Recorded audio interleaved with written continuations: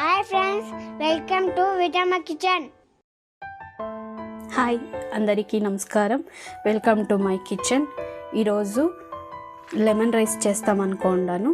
రండి ఎలా చేసి చూస్తాం. దానికి కావాల్సిన ఐటెం తెల్లగడ్డ, పచ్చిమిరపకాయ, 5 పచ్చిమిరపకాయలు తెల్లగడ్డ వేసి ఇట్లా పేస్ట్ చేసి పెట్టుకోవాలా. తర్వాత కరివేపాకు, కొత్తిమీర 1 టేబుల్ స్పూన్, శనగబ్యాళ్ళు, జీలకర్ర 1 టేబుల్ స్పూన్, టెంకాయ తురిమింది కొంచెం, 2 నింపొండు, తగినంత ఉప్పు, రైసు, 4 టేబుల్ స్పూన్ నూనె వంటించుకొని కడాయి పెట్టి 4 టేబుల్ స్పూన్ నూనె వేసుకోవాలా. ఇప్పుడు నూనె కాగింది, సాసులు వేసుకుంటాము.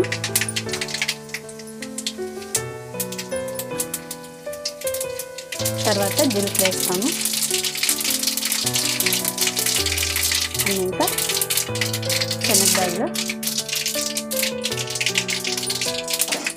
ఇప్పుడు శనగబ్యాళ్ళు బ్రౌన్ అయింది, దాంట్లోనే పచ్చిమిరపకాయ, తెల్లగడ్డ పేస్ట్ వేసుకుంటాము.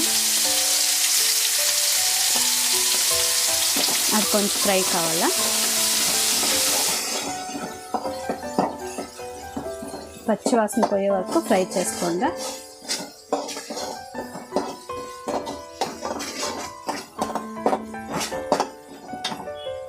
ఇప్పుడు కరివేపాకు,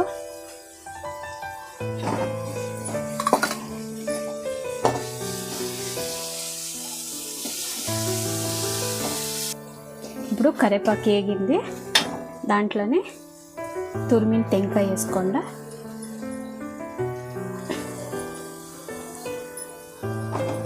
నిమిషం అట్లా వేయించుకోండి.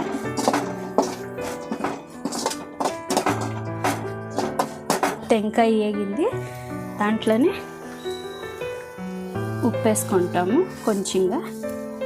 మీకు ఎంత కావాలనో అంత వేసుకోండి. నేనైతే తక్కువ వేస్తా. మరి అందులోనే కొత్తిమీర వేసుకోండి.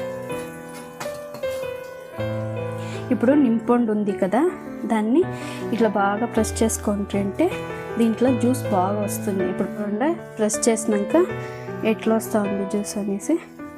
ఇది 2 నింపొండు మాత్రమే, దాంట్లోనే ఇంత జ్యూస్ వచ్చింది చూడండి. ఇట్లా చేసుకుంటుంటే బాగా ప్రెస్ చేసుకుంటుంటే ఇట్లా బాగా జ్యూస్ వస్తుంది. ఇట్లా చేసుకోండి. ఇది ఇప్పుడు వేగింది కదా, దాంట్లోనే ఈ రసం పోసిడాలా. నింపొండు రసం పోసి చాలా తెరలు పెట్టకూడదు, అప్పుడే స్టవ్ ఆఫ్ చేసేయాలా. ఇప్పుడు రైస్ వేసుకుంటాము.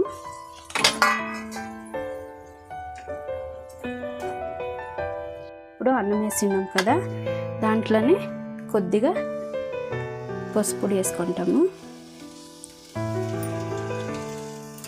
నేను లాస్ట్లో ఎందుకు వేసానంటే అది